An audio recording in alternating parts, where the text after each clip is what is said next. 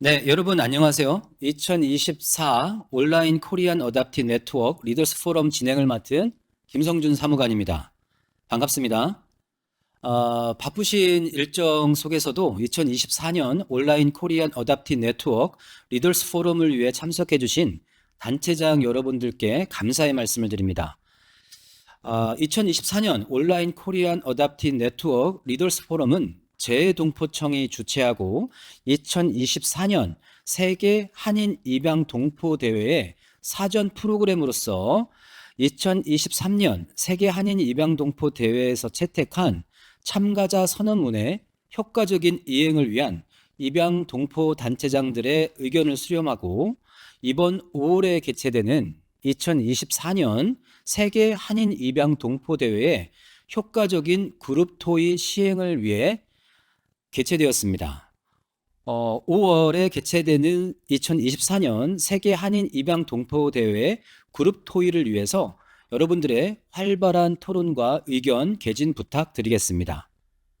2024년 온라인 코리안 어답티 네트워크 리더스 포럼 재동포청 차세대 동포 인권과의 김채영 과장님의 환영사가 있겠습니다. 하면 되나요? 네. 안녕하세요. 재동포청 차세대 동포 인권과장 김채영입니다. 너무 반갑습니다. 작년에 오셨던 줄리아, 또 하이디, 그리고 또 뉴욕에 있는 마이크 다 저 기억하실지 모르겠어요. 네, 반갑습니다. 바쁘신 중에도 시간을 내어주신 우리 타미 회장님도 감사드리고, 오늘 2024 온라인 입양동포 단체장 포럼에 참석해주신 여러분 모두 감사합니다. 2023년 6월에 재외동포청이 설립이 되고 그해 9월부터 저희 차세대 동포 인권과의 업무가 시작이 되었습니다. 새로운 조직에서 새로운 직원들과 함께 이제 막 시작된 저희 과의 업무가 더욱 발전할 수 있도록 입양동포 단체장님 여러분들의 많은 도움을 바라겠습니다. 오늘 포럼은 시차 문제를 감안해서 북미 지역, 유럽 지역, 대항주 지역을 나누어서 진행을 합니다. 전 세계에 계신 여러분들을 다 찾아뵈어야 하지만 온라인으로 먼저 여러분과 인사를 나누고 소통을 하면서 의견을 많이 듣고 싶습니다. 이러한 지속적인 소통을 통해서 모국과 입양동포 여러분들과의 교류 협력 방안을 같이 함께 모색해 나가고자 합니다. 오늘 포럼에서 나누어 주신 의견들을 토대로 해서 올해 개최되는 2024 세계 한인 입양 동포 대회의 지역별 그룹 토의에서 많은 좋은 의견이 나올 수 있도록 저희가 발전시켜 나가겠습니다. 재외동포청은 앞으로도 입양동포의 네트워크 구축과 교류 협력 강화를 위해서 여러분 단체장님들과 지속적인 소통과 협력을 강화해 나가겠습니다. 오늘 이렇게 참여해 주신 모든 분께 다시 한번 진심으로 감사드리고 오늘 시간이 성공적으로 마무리될 수 있도록 여러분들의 적극적인 의견과 제언을 기대하겠습니다. 감사합니다. 네, 차세대 동포 인권과의 김채영 과장님의 인사 말씀 감사합니다. 네, 본격 포럼 시작하기 전에 이번 간단하게 2023년 미션 스테이트먼트와 포럼 취지, 그 다음에 2024년 세계 한인 입양 동포 대회 목표, 그럼 그 다음에 저희 재외동포청의 작년의 주요 추진 경과, 그리고 올해 추진 계획에 관련해서 간단히 공유해 드리도록 하겠습니다. 먼저 작년에 저희가 개최된 2023년 세계 한인 입양동포 대회 선언문의 배경은 입양동포 대회에 참가한 참가자들의 지역별 토의와 입양동포 단체 간 네트워킹을 통해 채택된 첫 한인 입양동포 선언문이었습니다. 내용에는 크게 4가지 내용이 담겨져 있습니다. 첫 번째는 입양동포와 대한민국 간 상호 발전을 위해 적극 노력을 한다. 두 번째는 세계 평화와 인류 공영에 이바지하며 한국과의 유대감을 강화하고 입양동포 차세대를 위한 능동적 환경 구축을 위해 상호 노력을 한다. 세 번째로 한국의 발전상 알리기 사업에 적극 참여하고, 네 번째, 글로벌 한인 네트워크 확장에 기여한다. 크게 네 가지 내용이 선언문이 담겨져 있습니다. 그다음에 오늘 개최되는 이 포럼의 취지와 또 다가오는 5월에 개최되는 2024년 세계 한인 입양 동포 대회의 목표에 대해서 간단히 말씀드리겠습니다. 금일 개최되는 포럼의 취지는 입양 동포 단체장들의 의견 및 제언을 통해 2023년 세계 한인 입양 동포 대회 참가자 선언문의 이행 방안과 입양 동포 단체 네트워크 구축 및 교류 협력 강화 방안에 대하여 논의하기 위해 마련되었습니다. 포럼의 주요 내용은 다가오는 5월 세계 한인 입양 동포 대회 그룹 토의 시 반영될 예정이고, 또 포럼에 참가한 일부 단체장님들은 또 다가오는 5월 세계 한인 입양 동포 대회에 직접 참가하셔서 좌장 역할을 수행할 예정이 있습니다. 다가오는 이번 세계 한인 입양 동포 대회의 목표는, 세계 한인 입양 동포 대회는 지난 2021년에 개최된 이래 재동포청이 설립된 2023년부터 성격을 달리해서 단순 모국 방문이 아닌 입양 동포 간 네트워크 연대 강화 기회를 통해서 글로벌 코리안 네트워크 활성화에 있습니다. 다음으로 2023년 재동포청의 주요 추진 경과에 대해서 말씀을 드리는데, 수많은 추진 경과가 있었지만 입양 동포와 관련된 내용을 위주로 설명을 드리도록 하겠습니다. 먼저 제도적 측면에서 저희가 조금 노력을 했는데요. 2023년 6월 저희 재동포청이 설립한 이래 재동포청은 재동포 정책 추진 로드맵과 재동포 정책에 관한 범정부 5개년 종합계획 제1차 기본계획을 수립하였습니다. 특히 이 기본계획에서 우리 해외 한인 입양 동포와 관련해서는 재동포 정책 기본계획 정책 목표 중 세 번째 목표인 국격에 걸맞은 동포 보호 및 지원 강화에 의거 해외 입양인의 권익 증진을 위해 해외 입양인 네트워크 구축 및 권익 신장 지원에 대한 시행 계획을 수립하였습니다. 또한 주요 성과로서는 지난 한인 입양단체 미주 한인 입양단체 간담회를 11월에 실시했고, 또 세계 한인 입양 동포 대회를 작년 12월에 14개국의 112명이 참가한 채 진행되었습니다. 또한 작년에 저희 입양 동포 단체 지원 사업으로서 6개 단체 사업을 저희가 2억 원 규모로 진행을 하였습니다. 올해 2024년 재동포청 주요 추진 계획에 대해서 간단히 말씀을 드리겠습니다. 잘 아시는 것처럼 세계 한인 입양 동포 대회가 올해 정정하겠습니다. 저희가 6개 단체 지원 사업의 작년 결과로는 6개 단체에 저희가 2천만 원 지원을 하였습니다. 올해 재동포청 주요 추진 계획에 대해서 말씀을 드리겠습니다. 5월에 세계 한인 입양 동포 대회가 개최될 예정이고, 현재 14개국의 96명이 참가할 예정에 있습니다. 입양 동포 단체 지원 사업으로서는 올해는 9개국 17개 단체 17개 사업을 지원할 예정에 있습니다. 이 지원 사업은 일단 우선적으로 입양 동포 자생 단체를 우선 지원하고, 차세대 해외 입양 동포 네트워크 구축 및 활성화를 통한 상호 교류 및 연대 강화에 부합하는 사업을 심의하여 저희가 지원할 예정에 있습니다. 참고로 아동권리보장원 NCRC의 국외 입양인 사후 서비스 공모 사업 선정 심의를 같이 협력해서 저희가 심의를 하고 있고, 올해는 시민권 취득 관련 지원 사업 및 국외 입양인 심리정서 지원 등과 관련돼서 13개 사업을 지원합니다. 또 권익신장과 관련해서는 해외 입양동포 권익신장을 위한 연구과제를 발굴할 예정에 있고요. 입양동포 대상 지원정책 개발을 위해서 정책 연구 용역을 실시할 예정에 있습니다. 재동포청. 지금 이 연구 용역 같은 경우는 저희는 차세대 동포 인권과이다 보니까 네트워크 구축 및 교류 협력을 강화에 대한 부분을 담당하고 있고, 이 연구 용역과 관련된 권위 신장 지원 사업은 재동포청 내에 재동포 정책 내 다른 과에서 시행을 할 예정에 있습니다. 네, 그러면 일단 제가 발표를 마쳤고요.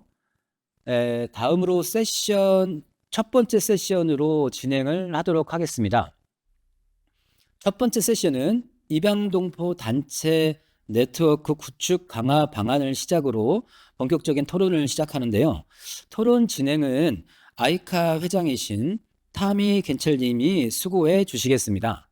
또 패널로는 코리안 어답티 투게더의 재무관리 하이디 카브랄님, 그리고 Association of Korean Adoptee San Francisco co-president 에밀리 쇼메이커님이 자리해 주셨습니다. 패널 발언이 끝난 후에 참가자분들의 의견을 발표할 수 있는 시간을 갖도록 할 것이며, 참고로 저희가 시간 제약상 많은 시간을 가질 수 없음을 또 널리 양해해 주시기 바랍니다. 참석해 주신 자장 및 패널분들께 감사드리며, 그럼 지금부터 자장님께 마이크를 넘겨드리도록 하겠습니다. Thanks for the introduction. Before we get started with the first session, just going over some guidelines for the moderation facilitation. This session will last for around 20 minutes. We will have Heidi and Emily providing initial topics to discuss. I think it makes sense if people want to chime into the discussion to use the raise hand function, and then I will help call on folks.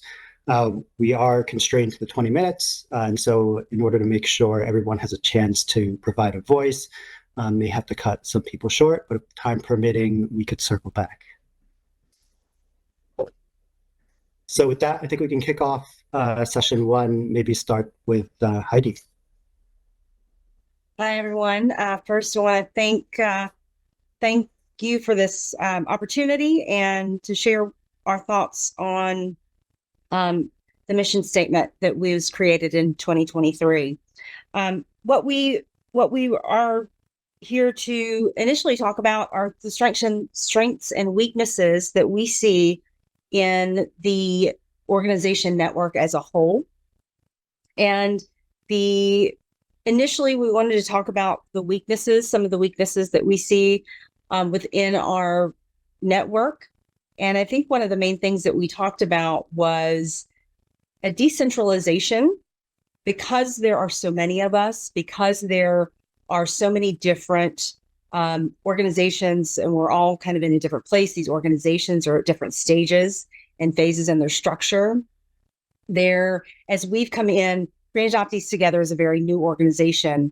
And so as we are coming into this space and into this community, we are finding that there's a lot of information out there. There's a lot of resources, but it feels a little bit decentralized. Decentralized is really the best word to describe that. Emily, do you have anything in particular from? Yeah, I think you covered a very large portion of that. And I think it's worth mentioning also, hello, my name is Emily Shoemaker. I am calling in from San Francisco, California.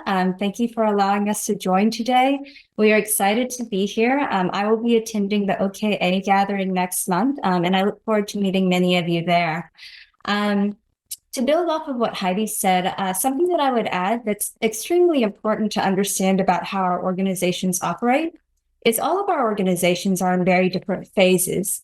And when I say that they're in different phases, what I mean by that is we have organizations across the board that are operating in different ways, not because we're not succinct as adoptees, but because depending on location, depending on financial status, depending on number of attendees, it can change the nature of how we operate as individual organizations. So what I would say to Heidi's point, part of the disconnect that happens between us is we might have some organizations. Heidi's organization in Florida is relatively new.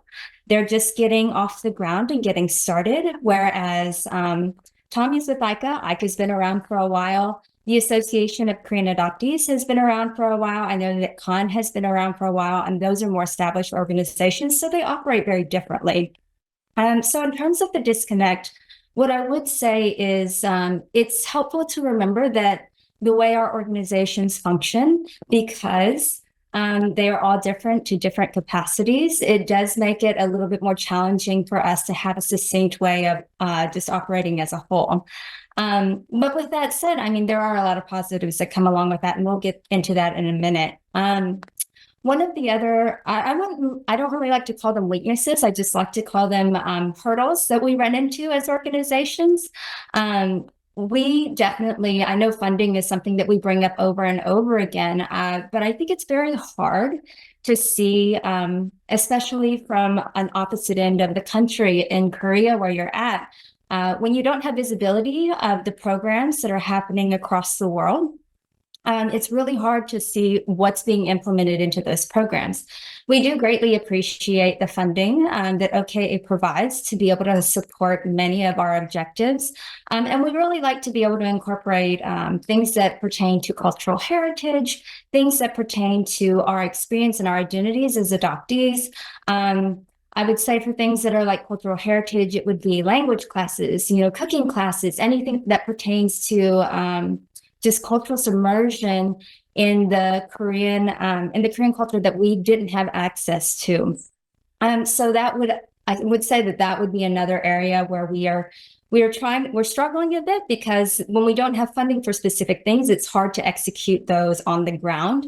When we're doing all of this as volunteers and we don't have a steady flow of funding coming in. Heidi, do you want to add anything else to the hurdles or the weaknesses that we experience as organizations? Yeah, just the to reiterate kind of the geographical hurdle, as especially the United States specifically, obviously a very large country, and going back to some of those financial difficulties for folks to get together for in-person meetings. And the organizations that are out there, the ones that are established, are in a certain part of the country. And part of the reason that Korean Adoptees Together started was because we saw the need in kind of the southeast area of the country, where we didn't see as many opportunities for large gatherings. So again, that goes back to some of that support to be able to make that happen. The last thing that I would add to this specific topic about weaknesses or hurdles that we experience, I think that realistically, we're dealing with all kinds of barriers around cultural norms, and trying to, not only are there language barriers, right? We're trying to understand the different cultural differences between the different organizations and between OKAG and any other organization in Korea. It's something that I think we're all striving to try to find middle ground on, and I would say it's a learning process for all of us. Absolutely. So the next thing. Go ahead. Yeah, go ahead. I was going to say, so on to some of the strengths that we feel our network has. And one of the things that comes to mind first for me is social media. Good or bad, it actually has been the thing that I think in the last few years has really opened the door to so many more adoptees. I've run into adoptees in the last 6 months who are just realizing that there's other adoptees out there, that there's still lots out there that still feel very isolated. And so social media, I think, has done us a great service as a community to bring us together. I know that there still are ups and downs with social media, certainly, but I think that is a strength for our community because we are so spread out. Yeah, absolutely. And I think part of the social media part is a very strong point that also ties into the point that I was going to make, which is specifically about you have people who are willing to be engaged and volunteer their time. And create spaces for community for individual adoptee groups around the world. And without these individual volunteers, none of this work would be possible. We wouldn't be here if these people didn't volunteer their time to actually be engaged in ways that support the adoptee community and also integrate culture and many other dynamics into the conversation about the adoptee identity. I think many of us are doing our best with the resources that we have. And when you are lacking in resources, you become very creative in how you utilize resources. So I would say a strength for all of us is how we generally learn to operate and how we operate off of the means that we have. And it's an ongoing process, and we are definitely trying to improve the way that we manage our operations, and it's different for every organization. Again, all of these organizations we have the same core goals, but at the same time, we operate very differently based on who is running the individual organization and what the objectives are. Yeah, I think that really, and I have an eye on the time a little bit. For strengths and weaknesses, I don't know if this is the time, if anybody has input, or if you want us to move to the next. Yeah, I think we have some time to see if anyone has any input on any of the strengths or hurdles facing the adoptee community networks. And then we can move on to the second part of session 1. Right. Go ahead, Julia. Well, one of the things I appreciated at OKAG last year was learning about the many different organizations that do exist and hearing about some of the really amazing things that they do. And I think to have that opportunity to share as in our groups what really works well, how we're able to gain access to resources that we need, what activities are the most successful, how to have community partners. For example, in San Diego, we've partnered with the House of Korea, which has been a really beautiful partnership that we've shared. And so just different ideas like that are really valuable and helpful, just to have a better communication between all of our groups.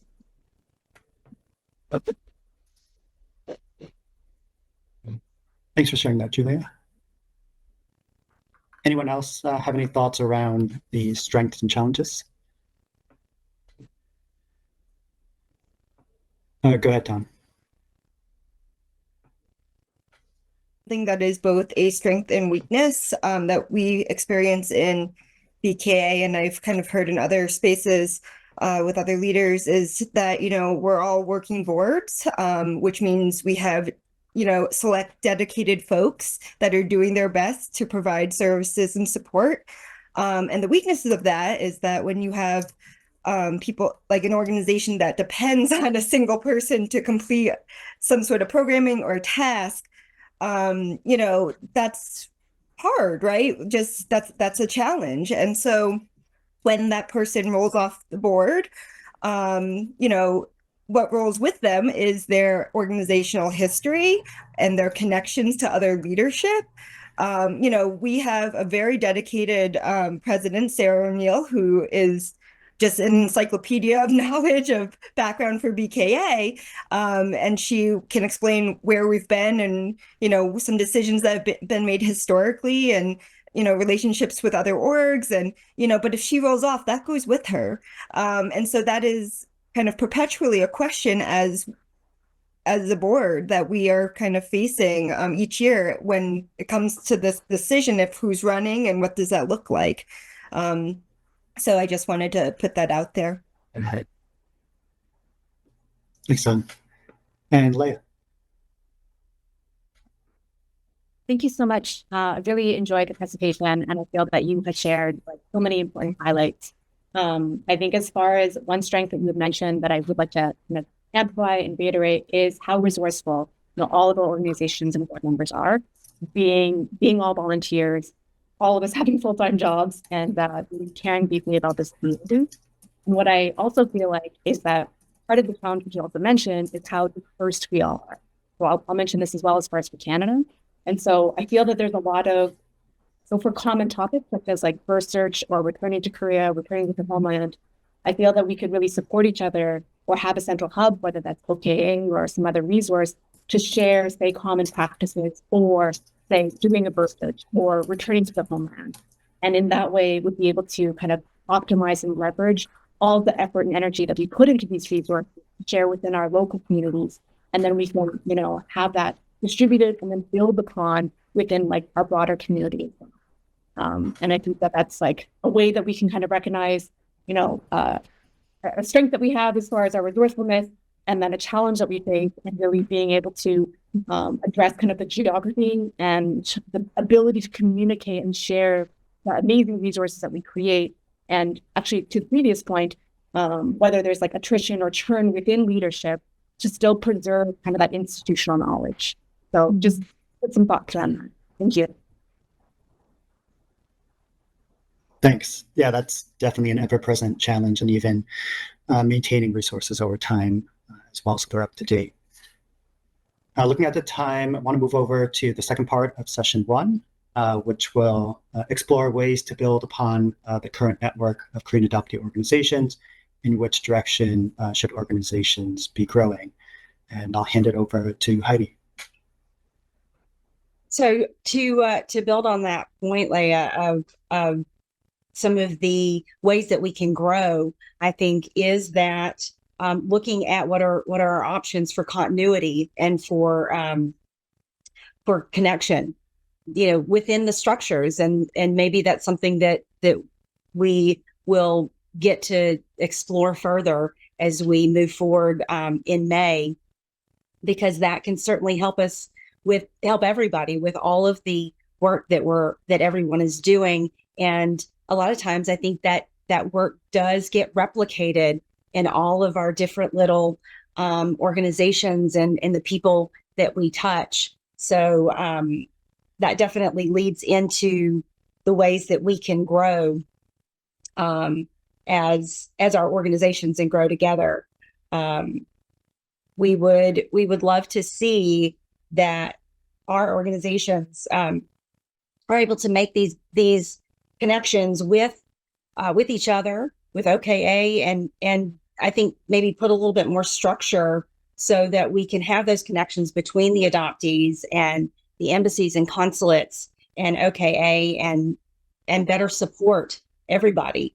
And that goes back to the funding conversation and the conferences and things like that. Emily? Yeah, you covered a great deal of it, and that was wonderful, Heidi. I would add that I do think that one of the ways we can move forward that feels very productive, and I'm learning this as I go also, I just stepped into my role with the AKA's SF board in January, and so I'm still absorbing a lot as I go. But something that I have figured out very quickly is, because all of these organizations are in different locations and it does feel a bit decentralized, it is hard to get succinct communications in a way that feels like we are all receiving the same information across the board sometimes. Some of us are, housed under the ICA umbrella, some of us are not. And I feel like as a big part of moving forward as a group of adoptees, something that is empowering not only is like the sheer number of organizations and individual participants that we have, but it's just moving in the same direction. And that can be really hard whenever our communications feel like they're going in different directions, because the communications are the foundation for the direction that we ultimately end up in. I would say also I would say things that pertain to next generation. This is completely switching topics, and I understand that, but a lot of how we are thinking about progression as adoptees is not only for ourselves, but it's for the generation that is coming up, for the adoptees who have children who, Korean heritage is part of who they are as a person. And so actively thinking about and integrating aspects outside of our own perceptions. So thinking creatively about how do we form programming that is going to be meaningful for children who are probably going to be biracial or who don't have any direct ties to their homeland. I think we're all thinking about these things in different capacities. And that's what I would add to Heidi. And I want to leave enough time for others to jump in and add their portions as well. Thanks, Emily. Yep, we have a few minutes for others to sort of continue discussion on, in what direction, should our organizations be growing.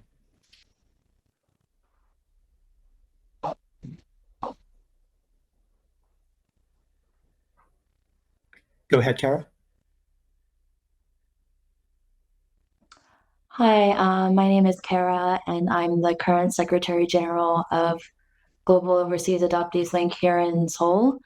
I just kind of wanted to also add to what Emily just had to say about sort of second generation adoptees, or sort of looking at the future of adoptee networks and services and programs for kind of the future. And I think it's really apparent that, there are a lot of adoptees having children who are coming of age to where they're looking to come to Korea, or we've seen a lot of children of adoptees reach out to our organization for help with things like a visa or language scholarships or these types of programs. And I think it's really important to also be including the voices of not only first generation adoptees or those who are adopted, but also the children of adoptees who are being interested in connecting with Korea and Korean heritage. So our organization has a few ideas of sort of programming we want to see to include families of adoptees for the future, but I just wanted to add and piggyback off Emily. So Thanks, Kara. I think we have time for one more piece of feedback.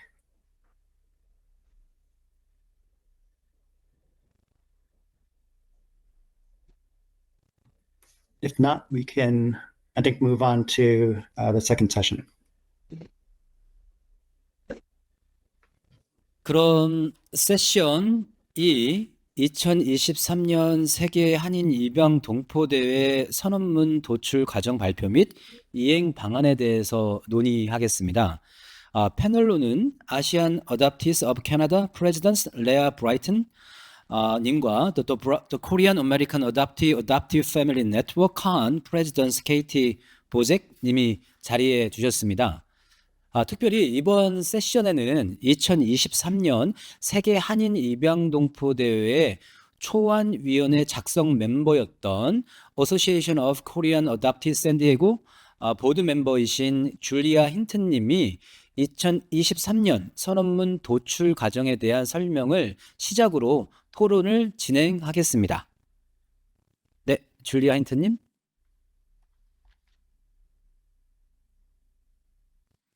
Okay, thank you. I'm just going to take a moment to share my screen. Okay.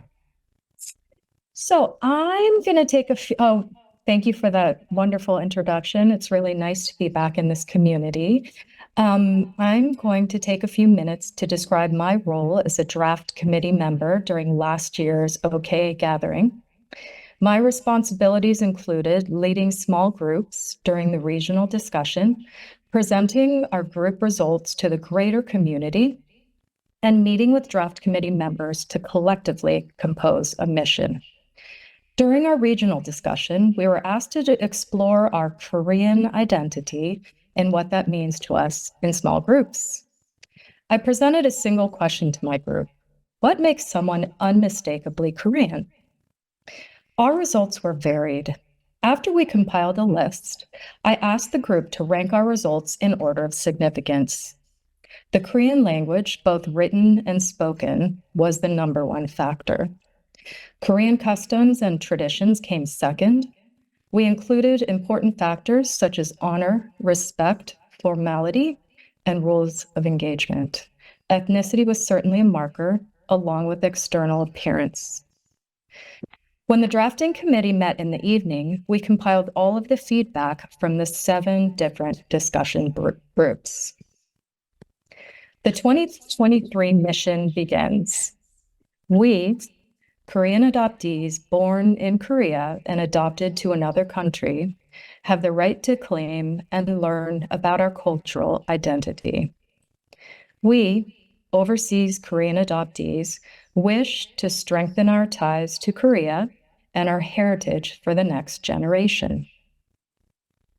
We, Korean adoptees, hope to connect with cultural traditions, learn the language of the Korean people, and actively strive to create an environment that strengthens the mutual development of overseas Koreans and our relationship with the Republic of Korea.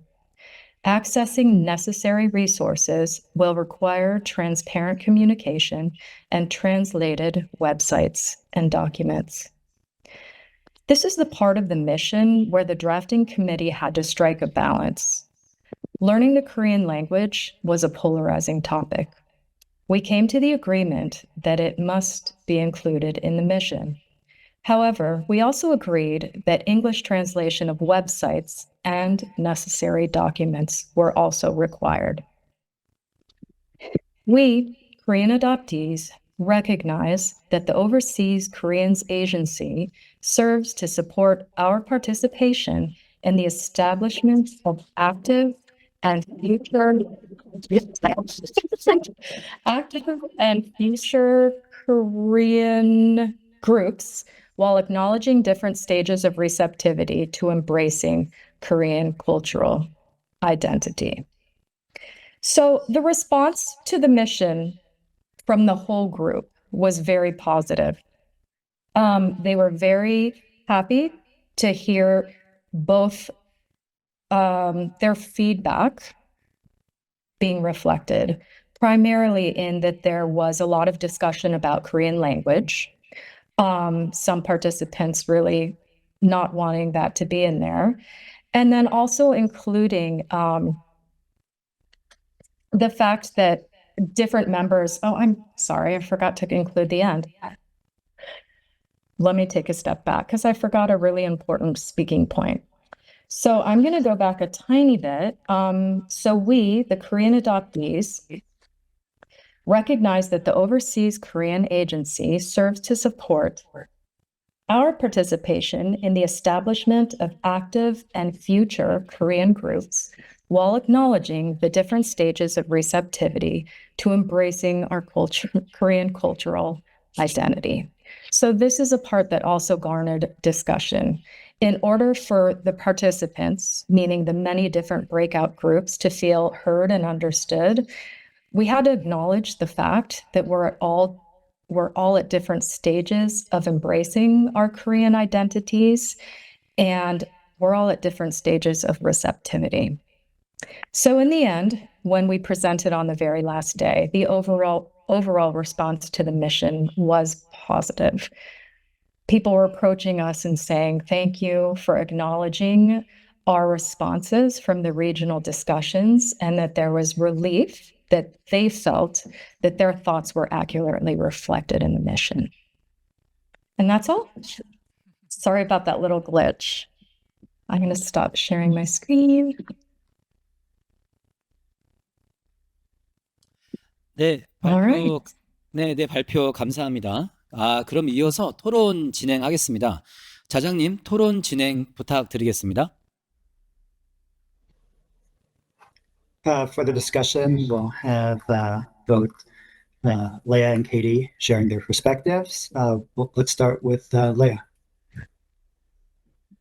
Thank you so much. So I was requested to prepare some comments. So The comments are a bit more formal, so I would say 안녕하세요, good evening or good morning, depending on what part of the world you are joining from. Thank you so much for the opportunity to speak today. My name is Leah Kim Brighton. I'm the current president of the Asian Adoptees of Canada and joining you from Toronto, Canada. It truly is an honor to be present, not only to connect with adoptees in the community, but really hopefully, which is what I'm hearing in the conversation already so far, is to help share ideas, create new bridges with the Korean community in our homeland. So I was asked and invited to discuss the importance of the mission statement, which is effective leadership within the local community, as well as cross-regional networks to bring about, importantly, tangible progress. So my hope is that drawing some parallels from serving the adoptee community across Canada might provide some helpful insights and ideas for OKA's mission statement, mission and goals. And so to that, I think it's helpful to add a bit of perspective as far as Canada's landscape. Geographically, Canada is 11 million square kilometers, just under 4 million square miles. We're across 6 time zones, and as a population, we're just over 40 million. So small but mighty, I'll say. Within that, Korean Canadians reside across the country, and some adoptees, as we all know, have chosen to, say, complete their birth search or reunite with their birth families. Some have half siblings that are adopted to other parts of the world, and many others, will never know our origin story. And so despite what I'd say, what Hollywood and what we all know sometimes K-dramas portray, there is no, right or wrong way to address the adoptee experience. And each of our stories, within them, there is likely more diversity than I think often, there are stars in the sky. But what is really common and important is this theme that OKA has presented, which is the question of connecting not only local adoptee networks, I'd say specifically in Canada as a parallel, but also within them and supporting that leadership and development. So across Canada's really expansive geography, the Asian Adoptees of Canada has asked a lot of these questions in supporting both local communities across our major cities for Toronto, Vancouver, Ottawa, and Montreal, and also connecting them. So collaboration primarily has been via Zoom, and it really has enabled us to connect our communities kind of beyond driving limitations, whatever they may be. And the result of these events has been adoptees being able to ask questions and learn from each other. It's provided unique opportunities that local communities and leaders may not yet have the capacity or resources or know-how to host these kinds of events. And I think importantly, as leaders, what it's done is it's been able to serve as a model for local communities or new and emerging communities, which was mentioned in the previous session, for different stages of our development, in hopes that, local or newer networks can then emulate and then support their regions. These events have also really enabled the opportunity, importantly, for adoptees to connect in real time, which we know, as even this conference right now, how important that is. And as an added benefit, it's enabled adoptees from around the world, not just across Canada, to be able to join our events online. And so one of those key factors, which I sense might be a benefit as far as one of OKA's goals, is really increasing that cooperation and exchange between overseas Koreans as well as those within Korea, simply around logistics. So, this conference is a great example of that, and thinking about, different regions and having sessions specifically catering to the time zones in mind. And another important way that, Canada, that we have fostered our community is thinking about different topics, and specifically providing online opportunities to talk about birth search and returning to Korea and the homeland. And so there have been, comments as far as like tangible progress and results. We'd say the comments and reflections from the community have included adoptees stating that, they didn't even know that it was possible for them to do a birth search. Like, I think the story and the narrative that many have been shared or told is that their records have been closed and that they were found on the doorsteps of, a hospital or a city hall, and that's simply not possible. So it's really enabled, as far as leadership across all the different levels, to provide different online events, has enabled us to, as adoptees, kind of at whatever stage of the adoptee journey, I think importantly, Julie had mentioned, receptivity for different concepts or ideas of our adoptee journey, and wherever adoptees are at, it's provided them with a mirror to see themselves reflected, maybe in a couple of steps ahead of them, or maybe a couple steps behind from where they are right now. And I think that's really important for adoptees, kind of across different regions in Canada, and I think around the world for the community, to really feel empowered and know that there is truly a community that's supporting them. So this was also mentioned, as far as for OKA's goal and, strengthening the bond between Korean adoptees and our birth country. One really important aspect is funding, right? Providing resources. Traveling and, being present in Korea is a huge, investment, not only in time, but also a financial investment. And for some, it is a financial investment that is like prohibitively, expensive for them. And I think that for any of us who have been to Korea, feeling that connection and tie to our culture and heritage, it's incredibly powerful to be physically in Korea, right? To walk the streets of Seoul, to taste, maybe for some adoptees, like their first kimchi jjigae, or meet the birth family for the first time. And it's truly transformative as far as being able to support adoptees. It doesn't have to be 100% of whatever for coverage, but even a portion, I think, in supporting adoptees in their journey to actually return to our place of origin. So I think as far as like local communities and us thinking about, what we mentioned, for whatever reasons, I would certainly say that that's so powerful in empowering and enabling adoptees to connect in person, because what we have seen is some adoptees, as many of us are transracially adopted, might be their first time celebrating traditions, whether it be Lunar New Year's or Chuseok or so many other traditions. And as far as OK's goal of really wanting to instill pride for our Korean culture and heritage, there are really fewer things than really being a part of and immersed in part of celebrating our cultural traditions. So thank you so much again for this opportunity to connect. I think that, these forums are so important as far as providing the space for us in the community to kind of learn and share and continue to foster this dialogue.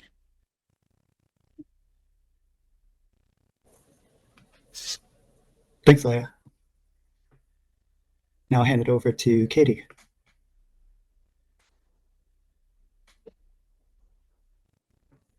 Thank you, Tommy. Thank you to everyone joining tonight. I feel very honored to have been asked to speak. I prepared some notes. I am not as an eloquent speaker as everyone else previously before me, so I will be reading from my notes. Let me make sure I can share.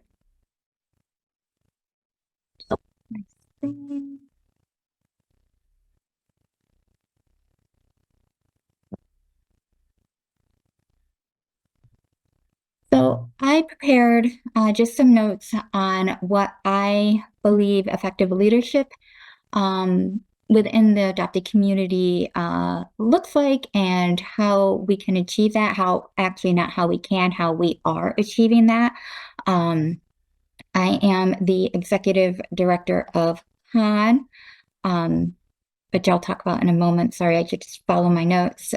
So I was asked to discuss the importance of effective leadership within the community, as well as within cross-regional networks, to bring about tangible progress. My answer to this in the survey was about KAN's Leadership Summit that we have hosted for the past 2 years now, since we were back in person after the pandemic. And so I'll talk a little bit about that later on as well. So just real quick, a brief history. I know KAN was mentioned earlier as one of the older organizations. KAN was formed in 1998. We just celebrated our 26th anniversary. And we were formed out of the recognition of the importance of sharing information, education, and engaging in dialogue about the adoptee experience across the adoptive family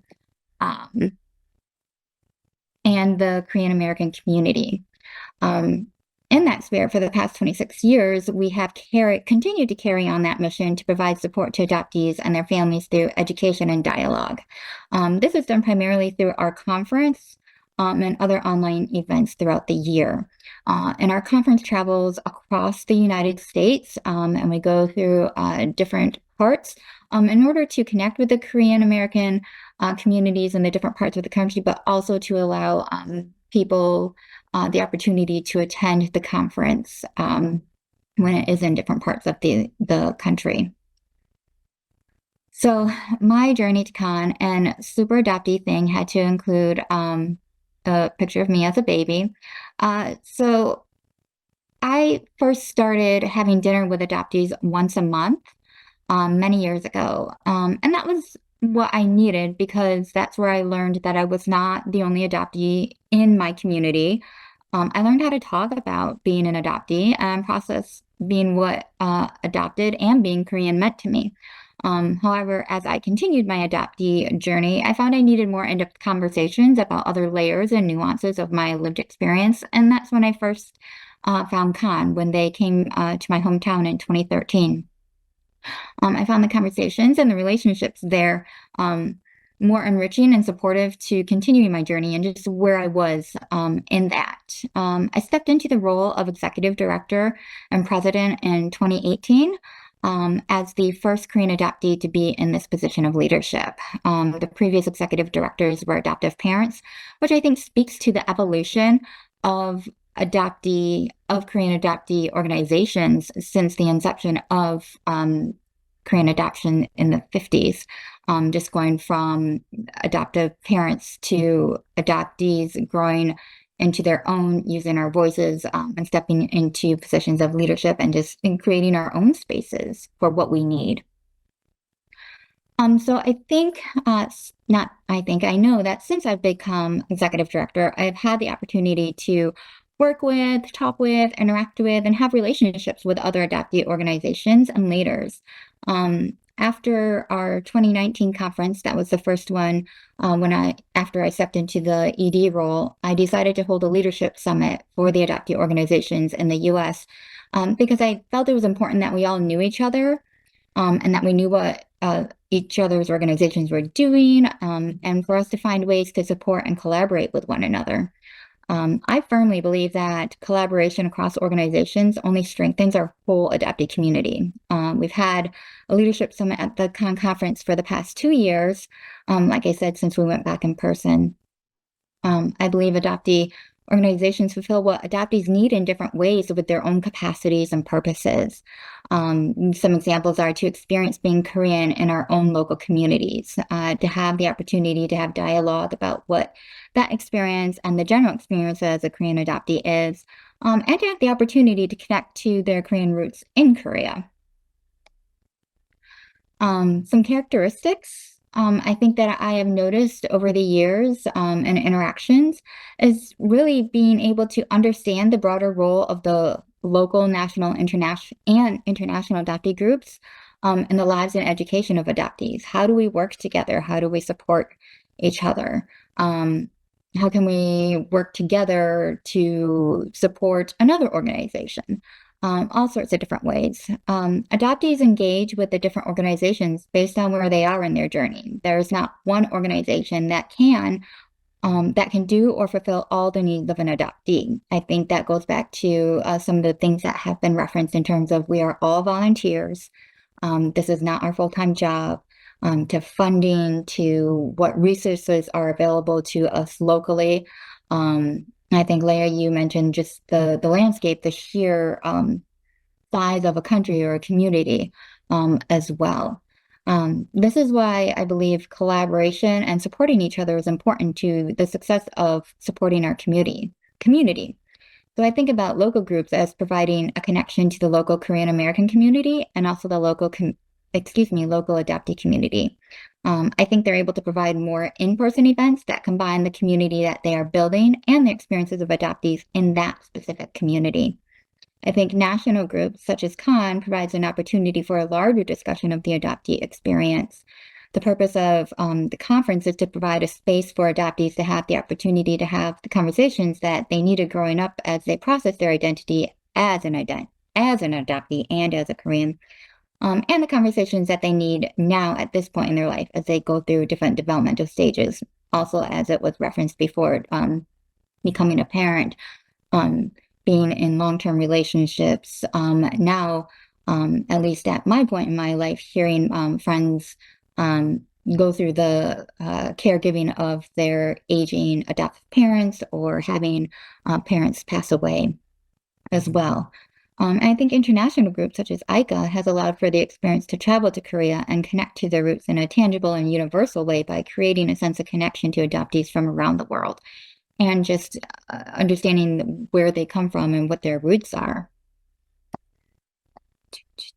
So, in conclusion, I think it's important for our leaders to recognize how we can all work together to support one another in what we are doing and find ways to collaborate and work together to achieve a more full experience for those whom we aim to support.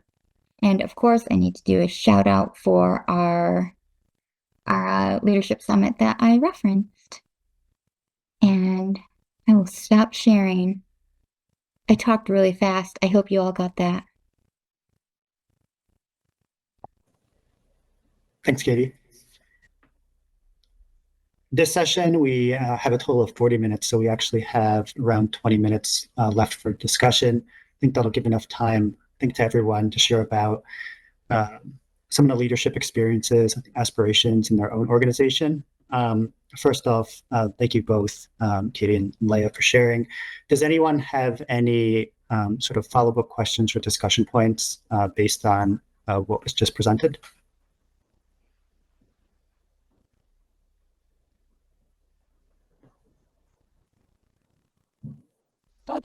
Go ahead, Emily.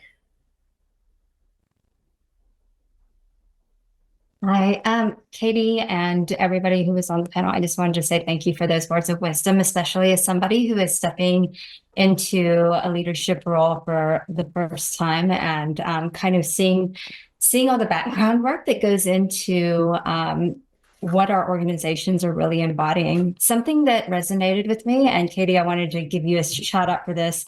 When you were talking about your individual experience in your slideshow, I think something that I am learning very quickly that makes leadership, that strengthens our leadership, is the level of vulnerability that we show in a space. And when I say vulnerability, what I mean specifically by that is the way in which we humanize and empathize with one another, which allows us to have deeper connections and have these sorts of conversations that really tie our communities together. And it's the very baseline of, like talking about our rooted traumas. And so I've really enjoyed getting to know different people from different spaces and connecting with them on different projects or different levels. And, that wouldn't have been possible without this sort of space that we are creating for each other. And also giving each other enough room to adequately take, but also to give. Well said. Next, Heidi. I also just wanted to say thank you to you guys. As a newer organization, it's refreshing, and I'm very excited to hear the willingness of those that have gone before me to help us along as we're so new and just trying to figure out what we need, what we want to be when we grow up, and how we can make that happen, and to be able to work with you guys and see that example. I'm very excited and greatly appreciate.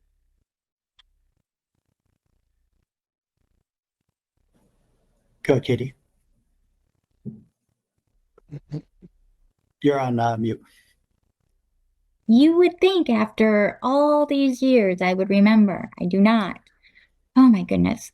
Thank you, Emily, and thank you, Heidi. I think as leaders of adoptee organizations, it is such a unique position, because I think, Emily, you used the term "we take and we give," or maybe that was you, Tommy. Someone said "we take and we give," and I understood that as, or I heard that as, not only do we have to take care of ourselves as adoptees and we're on this different part in our journey, but we're also giving back in such a huge way of like giving our time, giving our resources, giving our energy. And we also have to make sure that we are protecting that. I don't think anyone else in leadership positions would understand what that's like, except for other adoptee leaders of organizations of what we're trying to accomplish.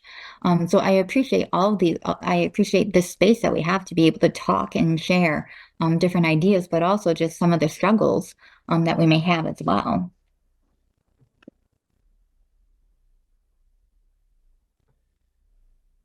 Definitely, there's a lot of givers on this call.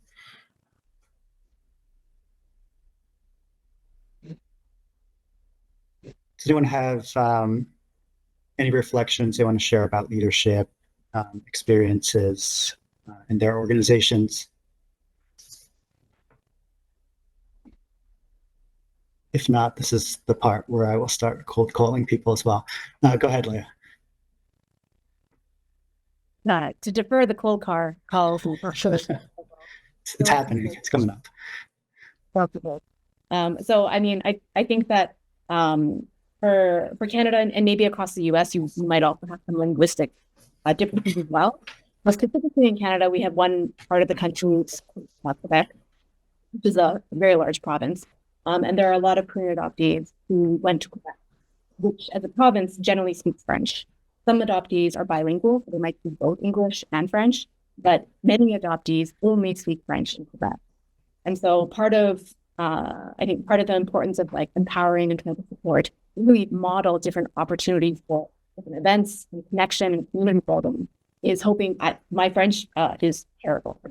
So again, I always say I understand just enough to like misunderstand. As you can imagine, problematic. But part of the reason why I feel that being conscious about how we can try and support leadership by like demonstrating it in a variety of different ways, and then hopefully trying to empower the local leaders in like different communities is linguistically, because logistically, it's really like we are unable to really provide substantial services and or funding to translate everything. So I'm curious actually if you guys need that with Spanish, but that's something that is top of mind, conscious of. Yeah, I mean, it's definitely one of the challenges that we see in ICA as well, and in having like primarily English language programming, it can be less accessible to our colleagues in France, as well as we see in Italy as well. Go ahead, Julia. I totally lost my train of thought, but I'm going to try to get it back. Oh, here we go. So a lot of times in the groups that I'm in, we talk about how there's no manual for us, and that we're all kind of just trying to figure it out as we go. And so I just want to circle back to why it's so important for us to collaborate as organizations and to learn from one another.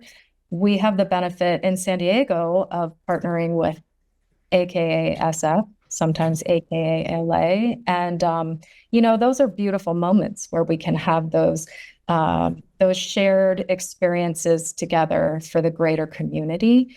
And because there is no manual, I think that we are, great resources to each other. So in that regard, I do appreciate the space to be able to learn and to hear about all the wonderful things that you're doing. Thanks, Julia. Next, Kathy. Hi, thank you. I just had a wardrobe change just to keep everybody on your toes. Julia, you must be in my brain because I was thinking the exact same thing, and I have been thinking about this.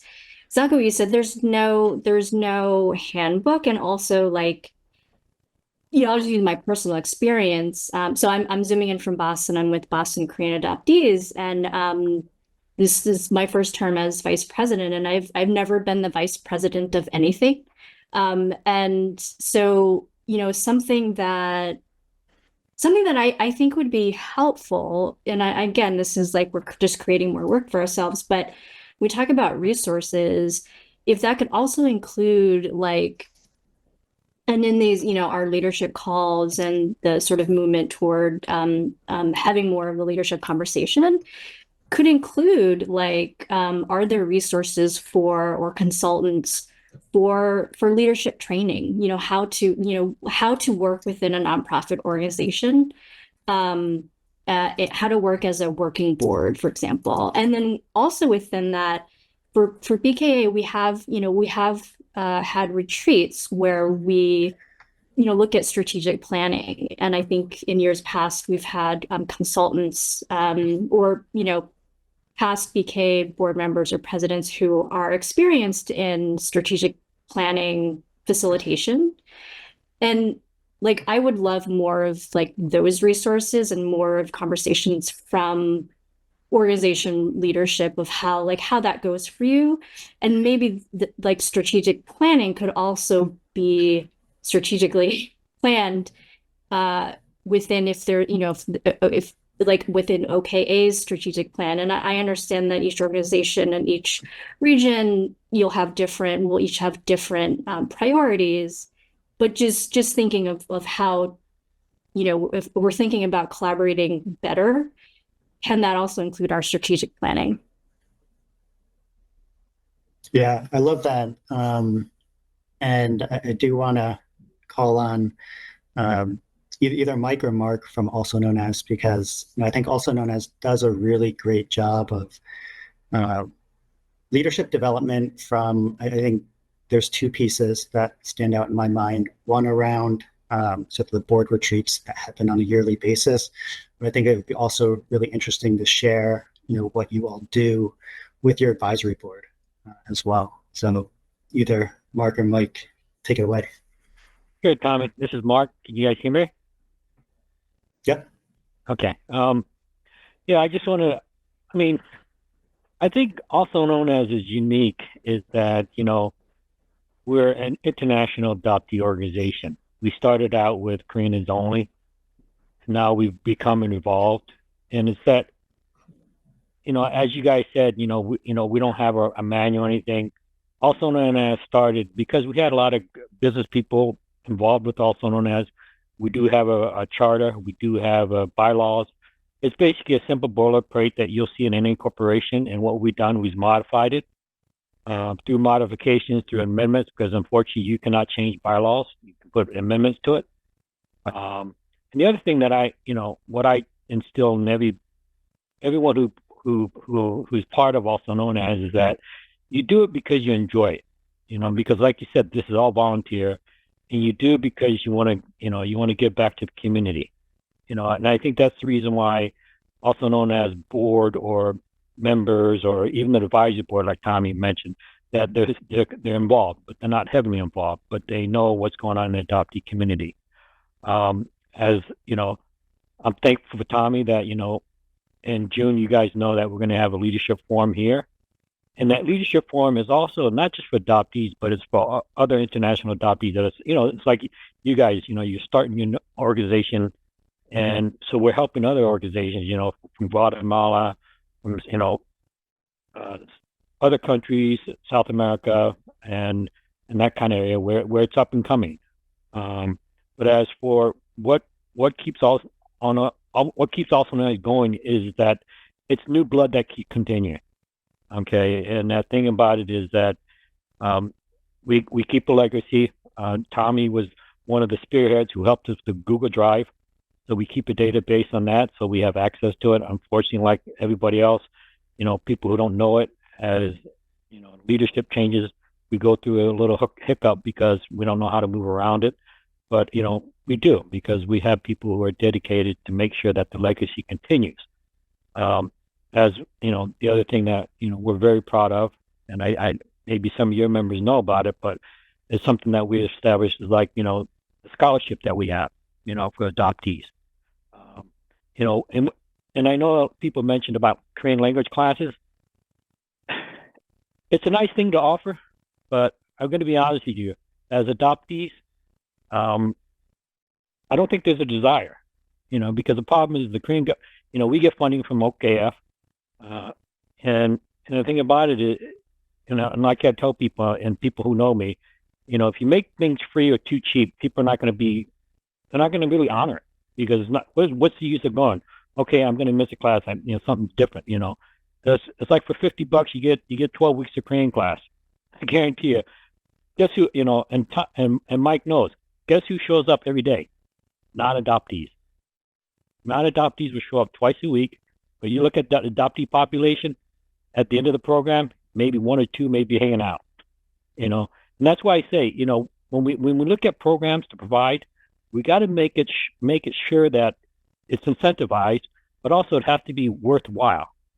And that's why I'm not an advocate of just giving money out. I'm an advocate of a person who would say, okay, what's your reason and why?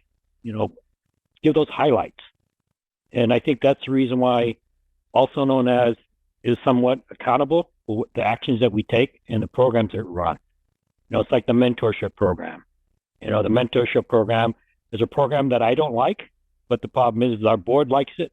And the reason I don't like it, because it's the biggest liability for our organization. So if something happens, our organization would have to fold.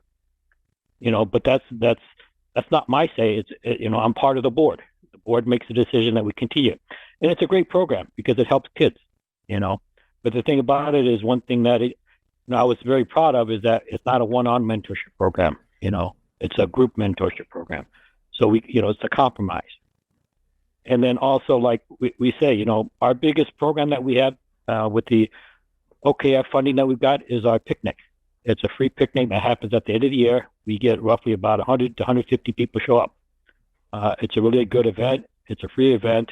And it's really, what I would say, it's about that networking. It's about that community where people can just come and just share, and just have fun. And I think, and one thing about it's really good because we meet new members. And the other thing, as you guys know about the pandemic, we were one of the front leaders of doing the Zoom and all that stuff. And we, I was shocked, and we were shocked of the amount of success it was. We had over 400 people on a couple of events. And as we do events, our most popular events are what you call, hybrid, in person and Zoom. Those are very popular. And I think that helps because it gives you a broad range of reaching, like in your area, you may not have a program that not be interesting, but we have a program that's interesting, so people will want to join us. And that's why we had an event on orphanages. And unfortunately, for me, I personally wanted it in live person. I didn't want it Zoom. I didn't want a hybrid because the problem is it gives a different direction of the program. And so I think maybe we may look at something different like that and say, let's do more of a hybrid program, because then we can reach out. And that's like you said, it's about collaboration with different organizations. Because if we're running a program and your organization doesn't know about it, and it's something, hey, I'm interested in, we should look at it and say, okay, this is what we need to do. And I think that's probably the best way to work with the Korean government, is to say, okay, we're collaborating with our programs. This is where our funding could be best used as, versus each individual organization trying to grab a pie and say, this is what I did, because, I'm a corporate guy. I look at it saying, okay, if each organization wants a little pie of this and I don't see any benefit out of it, why would I continue to support that? So if I see collaboration and organizations working with each other, then I'm willing to fund it, because the only reason I also known as continues to success and continues to have revenue is because it's that personal connection. And like you guys mentioned, how vulnerable are we willing to make our personal story? If you're willing to do that. Go ahead. I'm sorry. Just in a little time, I want to give some others a chance. Yep. But can you tell me, because your advisory board, how many people do you have on there that are former leaders that still, stay connected? Also known as? We got 14. Yeah, I think that's really powerful, and I think it grows every year. Reasons for really the sustainability of the organization and thinking about, keeping the knowledge close. I think Ton has mentioned, if board members that were long-standing leave the organization, it creates a big risk of all the knowledge of the organization also leaving. So even for folks that may not have the bandwidth to support on, in that board capacity, finding ways to kind of keep that knowledge close to the organization, I think has really been successful for also UMass. Yeah. We have a few more minutes. I do want to hear from some other organizations that I haven't heard from yet. Sorry, Amanda, I'm going to call on you. This is the leadership topic, and you've taken on leadership roles and positions at CON, Adoptees for Justice in Georgia. There's probably others that I don't even know of, and so really curious just to hear your reflection on this. Yes, hi, I'm Amanda Athlone Cho, and I'm in Atlanta, as Tommy said. And yes, so in 2018, we started up the Korean Adoptee Association of Georgia. And it was a group of us that were really interested in getting, a large adoptee group going. And we consulted with the Chicago group, and we were all about getting the 501(c)(3). But as you know, in the South, there's a lot of people who joined our group, will go back and say, as we've shared in here, have different backgrounds and different agendas. Political backgrounds in the South are very split, especially in Georgia. And so we decided, after, I think you could just say, some adoptee drama, that it was just best to just keep our organization as a social organization rather than trying to be like New York or try to be like Chicago or San Francisco. And that's kind of what we've continued doing. We have a very large Korean community here in Atlanta. It's, I think, about the third or fourth largest in the US. So they're very supportive of us. And I've also established a good relationship with the Korean consulate, but that's pretty much about as far as we go. We have tried to do the language classes. We have tried to do some advocacy stuff. And what we find is it's just best if we all just get together and have dinner and maybe talk about like what we're experiencing and leave it at that. But yeah, I am listening to what Mark was saying. Like, we've, to get a board going here and to try to be like New York or whatever is just not going to happen down here. I just don't see that happening here. I mean, I could be wrong. But people, just come and go. And like Atlanta, is like a huge melting pot of people who are just here and leaving temporarily. None of us who are in our group who lead stuff are from Atlanta. We're all from other places. So that's been my experience with Georgia. Also, with Adoptees for Justice, I joined the organization when it started in 2018, and I joined on as a volunteer. And our whole background is to try to get the citizenship bill passed so that all adoptees will have citizenship, and the ones who've been deported will be able to come back. Again, our organization became really large and we were doing a lot of great things. But then when the pandemic happened around 2020, I stepped away, and then it just got really tough. And then there was a big divide among who people were wanting to support, which is very common. I guess my theme is it's hard. It's really hard to keep these groups going. So it broke up, and and some people stayed on, and now we're developing again. So I've stepped into this role as the policy manager, and I've been in this role for about a month now. And we are about to introduce the bill, and we're going to start over. We're just going to be more selective and careful about, who we engage in the adoptee community to support this. But of course, we want everyone's support, but we understand that doing this type of work, and we all know as leaders, is not easy. So that's been my experience. Is that kind of what you wanted to hear, Tommy? I also do volunteer for ICA when that happens. I do programming volunteers for that, and I also am on the advisory council for CON. Something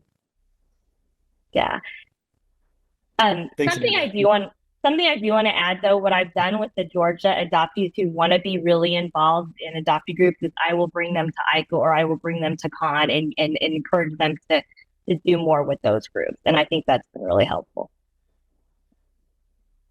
Awesome. We're almost at time, but I do want to, Amy, if you have any kind of thoughts or observations, want to make sure to give you some space as well. Well, I've been volunteering for a really long time. I'm kind of the older generation. I started volunteering with Goal way back in the day. I think just I'll just start with Goal. Working with Goal, I think that was tough before it became NGO. I think that was very tough. It was kind of like what Amanda was saying. People came and, would come and go. But the biggest challenge that we had was having that we as adoptees were not allowed to stay in the country as foreigners for 3 months, over 3 months, unless if you had a specific visa with a company. And so we had to leave the country every 3 months. So that was always a challenge. And so that's where I worked with the Korean government to petition to actually get a special visa. And that's where the F4 visa came in.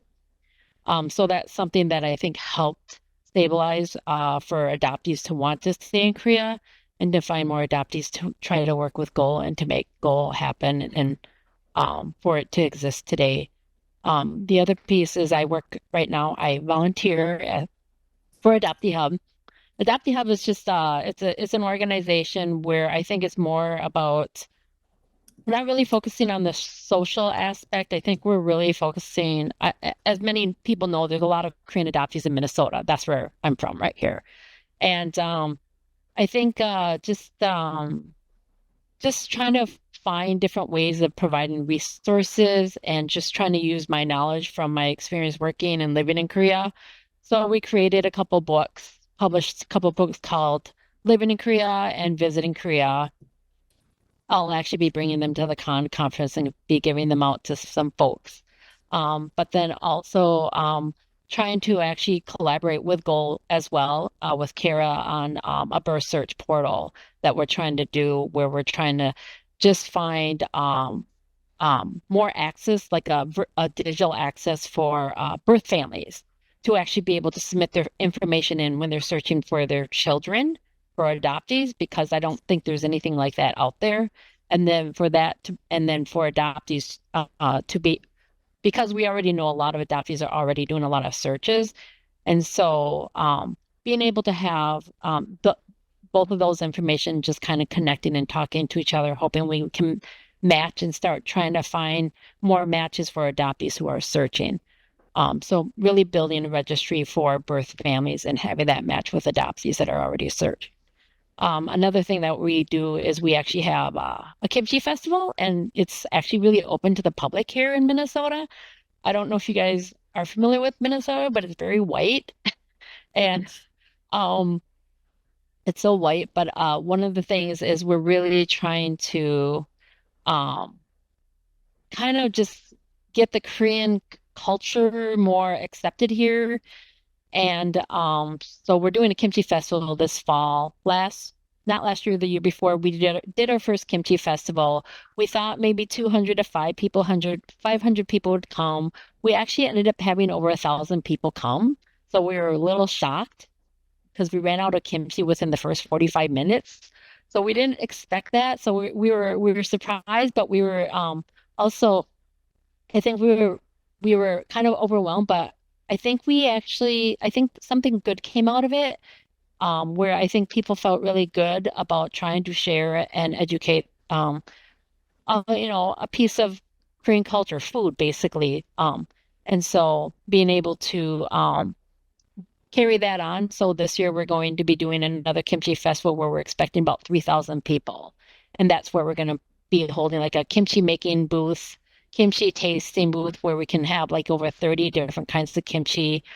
So we're having several Korean women volunteer organizations come out, and they actually help create and make all this kimchi for our organization. And so the public comes out and they actually have that experience, as well as it's kind of looked at as the first Korean festival in Minnesota, because there's nothing like that in Minnesota as well.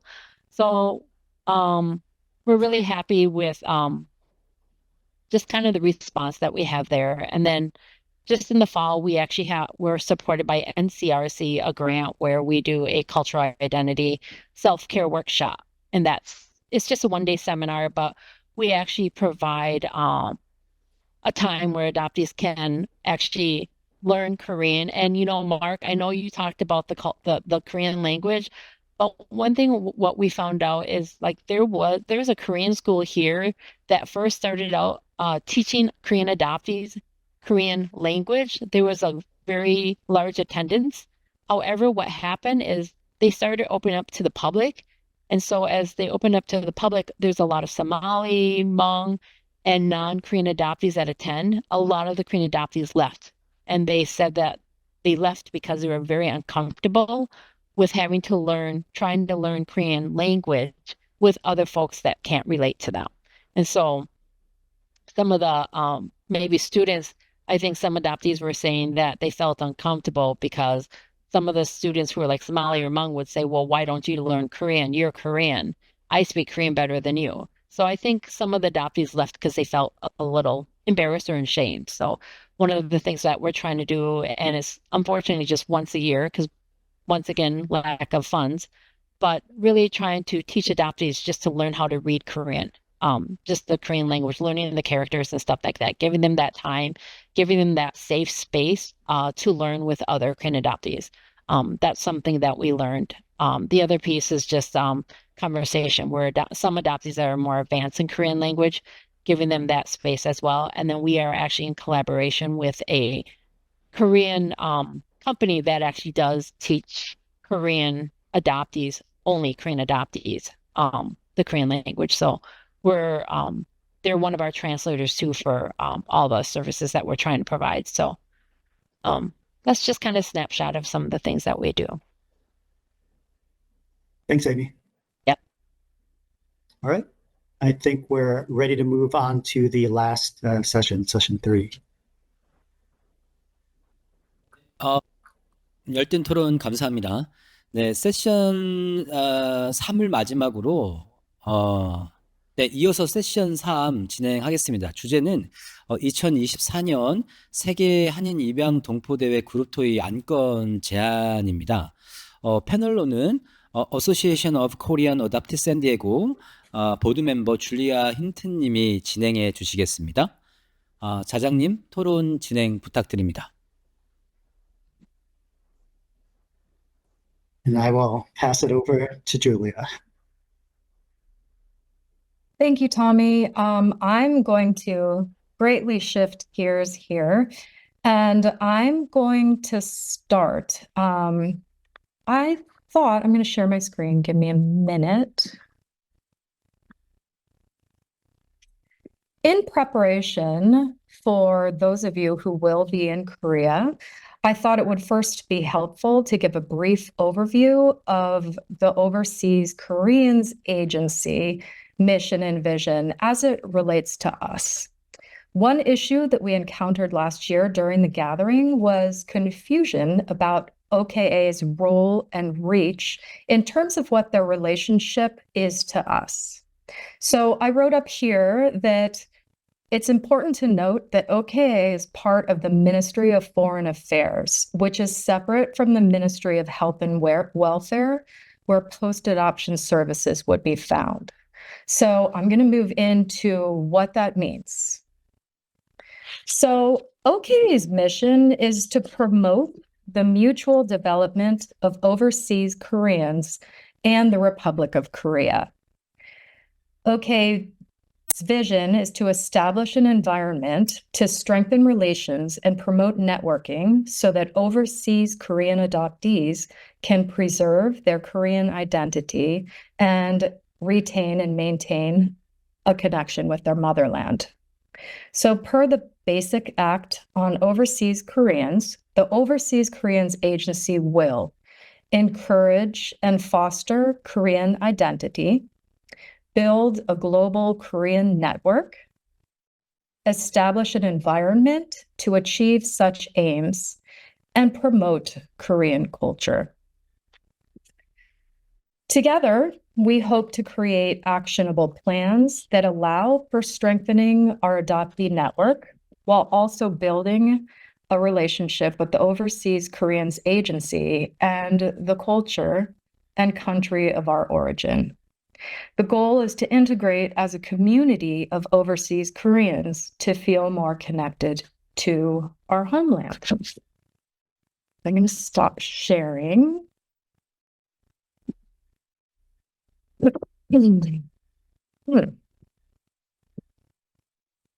Am I still sharing or are we not sharing? You're not sharing right now. Perfect. Okay, let me shift gears here. Okay. So in brainstorming ideas for this session, I had compiled a list of 4 questions. And these 4 questions sort of relate to the aims of OKA. And I'd like to introduce each question and to share some personal reflections. This is a little long, so just brace yourself. Hopefully it won't be too bad. So number 1, what does Korean identity mean to you as an adopted Korean? Prior to the OKA gathering in December, I had thought a lot about ethnicity and culture, but hadn't really explored how they pertain to me personally. Perhaps this was due to the fact that I was raised in America, steeped in American culture, and was surrounded by primarily white or Caucasian people. As an adoptee, I desperately wanted to fit into my adopted family and the environment I was in. However, as I grew older and joined more actively in the CAG community, I began to identify as an Asian woman. Yet to think of myself as Korean and really own it wasn't yet something I could fully claim. But to explore my Korean identity in Korea with other Korean adoptees was something that has helped me integrate more fully as a person. This past December marked the first time I had returned to Korea since 1974. The moment I stepped off the airplane at Incheon Airport, it felt like I'd finally come home. The air felt less dense and my body felt different. I felt so much lighter in step. I looked around and saw faces I recognized all around me because I saw my face and others' faces. I saw a sea of black hair just like mine, and I felt a sense of peace that I had not known for most of my life. At the gathering, I had the opportunity to meet many other adopted Koreans. Although our stories were different and varied, many of our experiences were similar. I made friends around the world, many who will be lifelong friends. We're even having a mini reunion in May in Seoul with friends from the US, Germany, Sweden, England, and France. Number 2, what would you need to make the Korean language and culture be more accessible to you? I forgot to mention, once I've gone through my personal reflections on the questions, we're going to open it up to you. So you're not just going to listen to me speak for a really extended period of time and not get a chance to share too. So I'm going to go back to question 2. What would you need to make the Korean language and culture be more accessible to you? After the OKA gathering ended, I took a day to focus on a birth search. I visited a Holt agency to look at my file and begin a search. I also submitted DNA at Jongno Police Station. Much to my surprise, 2 weeks after I returned home from Korea, I got a phone call from Holt. They had found the last known address of my birth mother. And after a month of going through the search process, I was reconnected with my birth family. In my communications with my older brother in Kakao, I don't even know if that's how you pronounce it, but hopefully it is. I quickly realized that simply using the translate function within the app wasn't enough. My older brother kept asking me if I have eaten well, and he seemed really concerned to ask each time if I had eaten yet. If we were messaging for too long, he would be worried that I needed to go eat. And I thought to myself, wow, Oppa must really like food. I was totally okay with him liking food a lot because, I like like food a lot too. But what I realized later that it's part of Korean culture to check in with someone in this way. It's akin to asking how I'm doing and to show that he cares. When I went back to Korea this past February to meet in person, the language differences created a wall of silence between us. Except it wasn't silence. It was a language I didn't understand. It was frustrating for all of us, and it made me realize how crucial it was for me to learn Korean. It's important to note that many Korean adoptees have a great desire to learn Korean, whether they are in reunion or not. After returning home, I sought help from our greater Korean community in San Diego. Soo-jung Lee of the Sejong School in San Diego offered to teach free in-person language courses to our Korean adoptee community. She provides a level 1 and a level 2 course. While level 1 is learning Korean, our friend Soo-jin Kim teaches us about Korean culture. We benefit from a Korean language and culture class each week, and we are lucky to be graced with their generosity of time and resources. Korean language and culture are inextricably linked. We cannot properly learn the language without also learning about the culture. We would greatly benefit from a curriculum tailored for overseas Koreans, one that includes both language and culture classes. While this is all true, it's also true that there are some Korean adoptees who do not wish to learn Korean, or, like me, are at such an elementary level. In order to have access to the information we need, we require translated websites and documents for accessibility purposes. Number 3, what do your children want and need to foster a strong connection to their ancestry and culture in Korea? My 14-year-old son participated in the OKAG gathering with me in December. His passion for Taekwondo, learning Korean, listening to K-pop, eating Korean food, and learning about Korean culture helped ignite a sense of curiosity about Korea in me. He provided a direct line to all things Korean, and he taught me a lot about current Korean pop culture. I think our kids hold the keys to establishing a powerful connection with Korea. When I asked my son what he would want in the future from OKA, he said that he wants to learn about the history of Korea. He wants to learn about the dynasties, the Japanese occupation, the Korean War, and the rise of Korea. This is information that's hidden. It cannot be found in textbooks. We learn about Japan and China in school, but nothing about Korea. In addition, CAD kids have such a different perspective. They see Korea through the lens of their love for their parents. Because they love their Korean parents, they are curious and want to know more about where they came from. We are Korean, but as CADs, what we grew up looking at were Americans. We wanted to be more American. I should speak for myself. I wanted to be more American. What our children see in us are Koreans. They want to know more about what it means to be Korean. So if I had to choose a dream scenario, I feel like I already had it, but I would want my child to attend a Korean cultural program at the same time that I'm participating in one. So this could potentially mean that both programs could run simultaneously. That would potentially be cost-effective and useful for building connections. Simultaneous programs would give parents and children opportunities for discussion and learning from one another. It could potentially be a shared experience that would benefit both parents and children. Okay. Number 4, how can OKA help your organization? This question is an important one because the answers may be different depending on the Korean adoptee organization. But in general, we need clear communication, access to the information we need, and transparency. First of all, thank you, Overseas Korean Agency, for listening to our requests for translated websites. That was a huge step, and it even brought tears to my eyes when I noticed that I could search OKA and then could also read the website. It felt like a victory for us that our feedback was heard. Setting up a directory of all CAD network leaders and organizations will be incredibly helpful for us.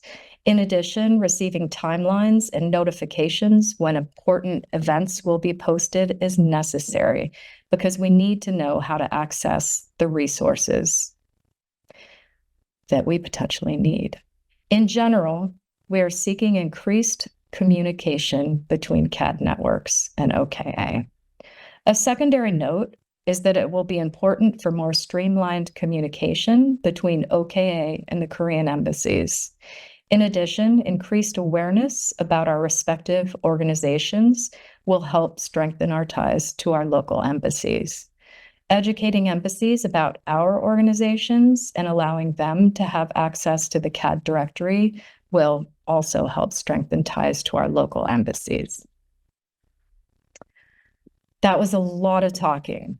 Again, those were questions I formulated that I believe that we will be covering during the regional discussions, and our feedback will ultimately help OKA with achieving measurable goals that meet what we set forth in our adoptee mission.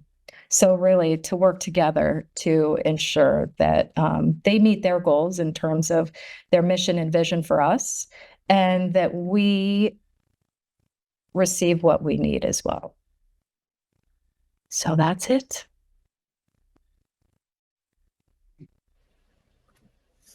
Thanks, Julia. Curious if folks on this call have any questions or feedback on these 4 questions. Maybe a helpful also, just if you can kind of just repeat those 4 questions for us, and then we'll get to folks' discussions. I can also type them into the chat, but let me go over them first. What does Korean identity mean to you as an adopted Korean? So the first question is about identity. The second question, what would you need to make the Korean language and culture more accessible? So third question is, what do your children want and need to foster a strong connection to their ancestry and culture in Korea? And the fourth question is, how can OKA help your organization? So it's distilled, it's identity, Korean language and culture accessibility, your children's desires and needs, and how can OKA help you? And I'll type them into the chat. Thanks, Julia. All right, we'll go to Leah first. Thank you so much, Julia. I think these are really thoughtful and important points to consider. And for yours, the second point, as far as learning the Korean language, I'd say specifically. So I'll just speak for myself. The number of times that I've learned the Korean alphabet is just countless.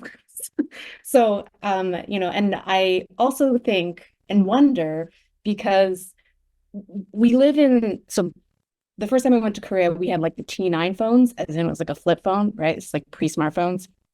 But now we have the newest Galaxy, has a live language translation, right? There's it's not necessarily in real time. It may be not as accurate as, say, Papago, but I just wonder, as far as the reality of learning the honorifics and the nuances of Korean is very challenging.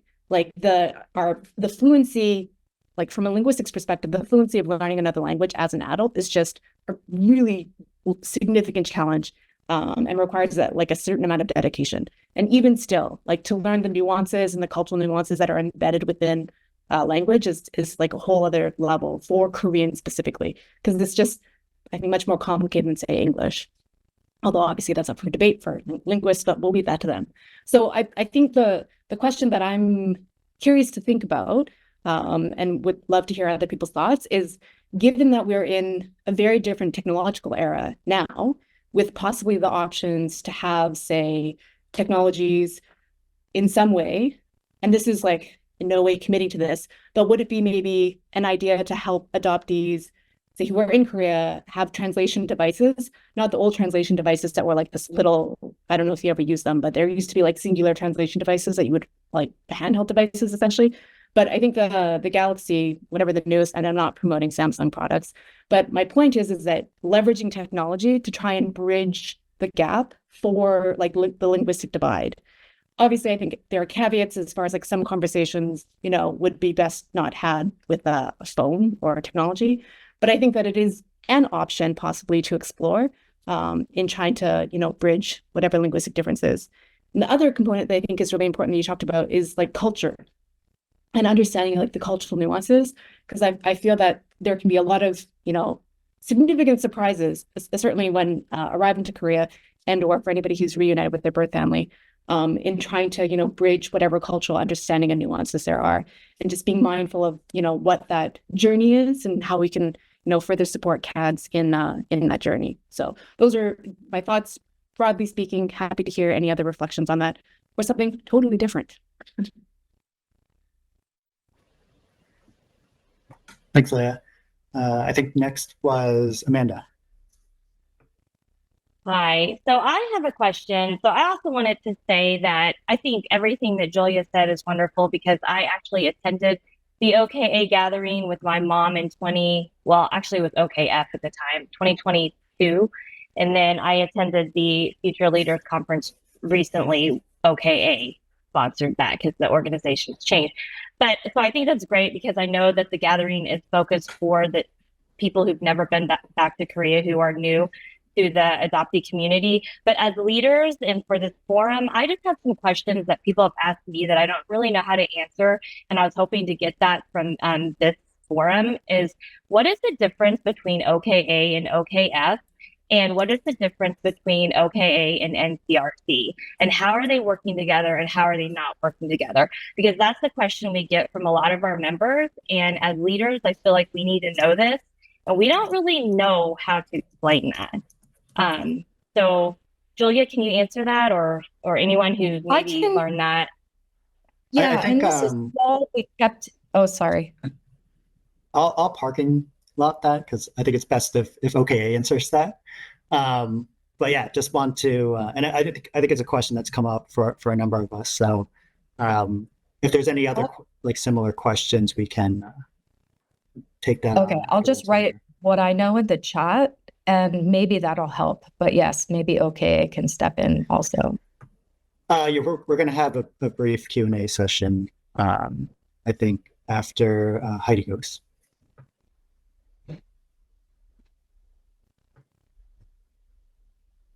And now I've gotten a little bit off track. I did want to say, one, Julia did a great job, and I appreciate all of the information, and your sharing. And I wanted to mention the second question as well about Korean language and culture and how it can be more accessible. And in my mind, the direction that I go is more of how can we make those things accessible to the communities where they are living, not always necessarily for them coming back to Korea. But coming back to Korea is absolutely a wonderful opportunity, and I would encourage anyone to take that opportunity if they could. But I also think that in my head, I go the direction of also what kind of accessibility can we have as we are at home to the Korean culture, and what kinds of things maybe can we do to work with even the local Korean communities. I know Amanda said that she has built a wonderful relationship with the Korean American community in Atlanta. And how can we maybe do some of that to help broaden our awareness of culture where we are. So I just wanted to throw that in as well. Thanks, Heidi. Yeah, it's thinking about, how do we make that impact at home as well. All right, I think that wraps up this last session. There's or maybe a few minutes for a Q&A and then a wrap up at the end. So I'll turn it back over to OKA. 네, 그 세션 3에서 여러 가지 좋은 의견을 많이 주셔서 너무 감사하게 생각하고, 그 중에 지금 이제 지리가 저희 쪽 아만다가 지금 발제했던 내용들에 대해서 저희 차세대 동포 인권과의 김채영 과장님이 간단히 좀 말씀을 좀 드리도록 하겠습니다. 네, 먼저 너무 감사합니다. 이렇게 귀한 시간 내주셔서 여러 가지 이야기 나눠주셔서 감사드리고요.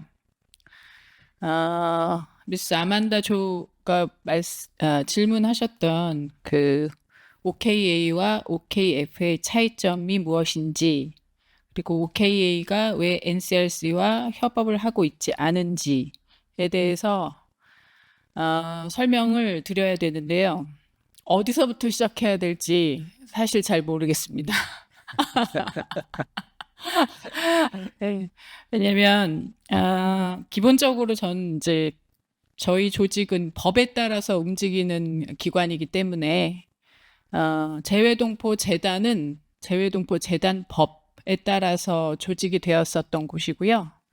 윤석열 대통령이 취임하면서 재외동포 기본법이 만들어졌어요. 그 재외동포 기본법에 따르면 재외동포청을 만드는데 기존의 재외동포 재단이 해왔던 업무를 계승한다. 이렇게 되어 있거든요. 그래서 OKA라는 조직이 이제 사실 준비 기간이 길지 않았습니다. 근데 여당하고 야당하고 합의를 이루어서 재외동포청이 필요하다는 것에는 인식을 같이 했기 때문에 재외동포청이 만들어졌고, 그 재외동포청의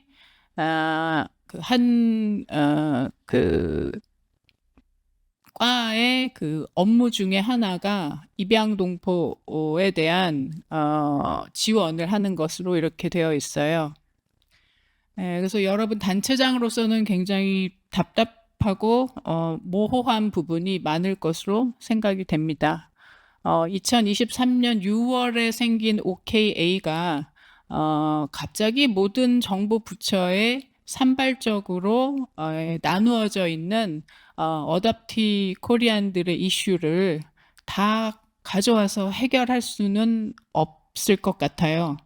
지금 현재의 상황은 이렇게 제가 여러분 단체장들을 통해서 무엇이 가장 이슈인지, 그다음에 제도적으로는 어떤 것을 풀어야 하는지 상황을 인식하고 있는 상황이 지금 맞고요.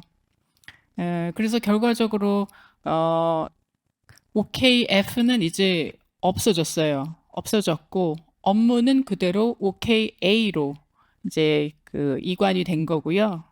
그다음에 NCRC에서 하고 있는 친생 부모 찾기, 그다음에 입양 동포가 된 다음에 사후 서비스에 대한 지원, 이런 부분은 NCRC가 그대로 하고 있는데요.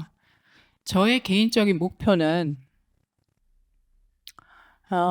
입양동포와 관련된 모든 이슈를 OKA로 가지고 와서 그것을 여기서 한 창구에서 여러분들에게 모든 정보를 드리고 그다음에 해결할 수 있는 곳으로 이것을 나누어 주는 일을 하는 것이 목표입니다. 보통 이제 재외동포 재단에서도 이 일을 할 수 없었던 것이 저희는 발령이 나면 그곳을 그냥 뭐 1년 근무했던 2년 근무했던 떠나야 돼요. 그러면은 업무를 하고 있다가 내가 입양동포에 관련된 이슈 중에 중요한 이슈를 알고 있다 하더라도 그 다음 사람에게 이것을 그 수준 그대로 넘겨주는 것이 불가능해요. 그리고 이제 새로운 사람이 와서 또 새로운 업무를 해야 하는데요. 지금 현재 시점으로 제가 말씀드릴 수 있는 것은 우리 미스터 성준 킴, 그다음에 저는 이 자리에서 최소한 4년은 있을 거예요. 그래서 어느 사람들보다도 여러분의 이슈에 대해서 조금 더 깊게 스터디하고 그다음에 관련된 정부 기관들, 경찰청, 또 NCRC, 보건복지부, 심지어는 국회, 그리고 문화관광부, 세종학당재단, 또 뭐가 있을까요? 여러분과 관련된 지자체들까지 같이 협력을 통해서 조금 더 나은 대한민국의 모습을 여러분이 느낄 수 있도록 하는 게 저의 목표거든요.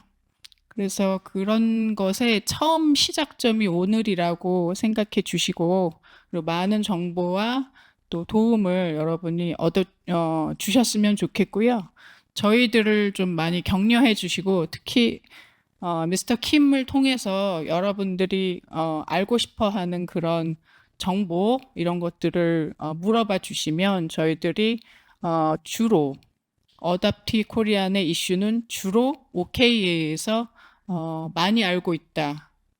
그리고 여기를 통해서 많은 정보들을 우리가 드릴 수 있다. 이런 것들을 다른 부처나 다른 기관들이 인정해 줄 수 있도록 그렇게 여러분들께서 만들어 주셨으면 좋겠습니다. 이해가 되셨을까요? 오케이. 감사합니다. 네, 저희 지금 차세대 동포 인권 과장이신 김채원 과장님이 답변을 주셨고요. 지금 이제 과장님 말씀하신 것처럼 오늘이 이제 시작 포인트가 돼서 계속해서 우리 단체장 여러분들의 의견이나 여러 가지 제언을 기반으로 해서 저희가 역할을 좀 하도록 하겠습니다. 뭐 따로 Q&A 세션이 있었는데, 이제 자장님께 조금 여쭤볼 게, 요 시간을 안 갖더라도 바로 이제 클로징 멘트 하고 진행을 해도 될지 한번 의견을 여쭙고 싶습니다. I'm okay with that. 그러면 지금 오늘 열띤 토론 많이 감사하고요. 마지막으로 이제 저희 김채영 과장님의 인사 말씀 클로징 멘트 있고 진행하도록 하겠습니다. 네, 방금 전에 말씀드린 것처럼 오늘 제가 들었던 오늘 들었던 여러 가지 이야기들이 저희한테 큰 도움이 될 것 같습니다. 먼저 각 이슈별로, 그러니까 어답트 코리안들이 가지고 있는 이슈별로 어떤 기관에 어떻게 어프로치해야 되는지 혼란이 좀 있다, 이런 부분을 여러 번 말씀해 주셔서 그런 부분들은 점진적으로 상황을 파악해 가면서 저희가 노력을 해 나가도록 하겠습니다. 그리고 두 번째 세션에서도 여러분이 가지고 계시는 그런 다양한 지역과 다양한 배경에 있는 우리 단체 간의 연결을 어떠한 리더십을 통해서 우리가 연결을 할 수 있겠느냐, 이런 부분들에 대해서도 저로서는 많은 고민이 앞으로 있어야 할 것 같고요. 세 번째 말씀해 주셨던 거에서도 저희 이번 2024년 대회에서 조금 더 세심하게 토론을 해서 우리 자녀들에게, 입양동포 자녀들에게 좋은 영향이 있을 수 있도록 결과를 만들어 보도록 노력하겠습니다. 그리고 오늘 나온 주제들이 소프트한 주제도 있는데, 뭐 어려운 주제에도 건드리고 싶지만 아직은 준비가 되어 있지 않거나 우리가 답을 드릴 수 없는 부분들이 많아서 조금 답답하셨을 수 있을 것 같아요.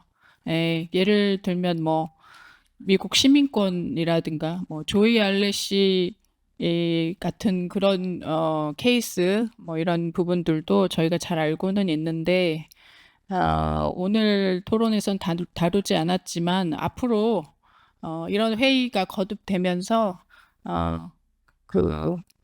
소프트한 주제부터 아주 제도를 만들 수 있는 그런 심각한 주제까지 다룰 수 있게 되기를 바랍니다. 네. 오늘 그래서 2시간 동안 열띤 토론 해주신 여러분들께 감사드리고요. 24년 다음 달에 있을 그 행사에서 뵐 수 있는 분들도 있을 것 같고, 또 필요하면 저희들이 찾아가서 뵙는 것으로 이렇게 하겠습니다. 다음을 기약하면서 오늘 정말 너무나 감사드립니다. 고맙습니다. 네, 과장님 말씀 감사합니다. 이제 이것으로 2024 온라인 코리안 어답티 네트워크 리더스 포럼 북미 세션 모든 일정을 마무리하겠습니다. 또 마무리하기 앞서 오늘 포럼을 위해 많이 바쁘신데 시간을 내어주신 오늘의 자장 그 아이카의 타미 겐첼 회장님께 다시 한번 감사의 인사를 드리고 또 패널분들 또 기타 여러 가지 좋은 의견을 많이 주셨던 입양동포 단체장 여러분들께 진심으로 감사의 말씀을 드리겠습니다. 또 귀한 시간 함께해서 경청해 주신 모든 분들 다시 한번 감사드리고 저희 과장님 말씀대로 내년에 다음 달에 개최되는 또 입양동포 대회에서 오늘 논의되고 토론됐던 내용들이 잘 반영될 수 있도록 저희 OKA는 최선을 다하겠습니다. 감사합니다.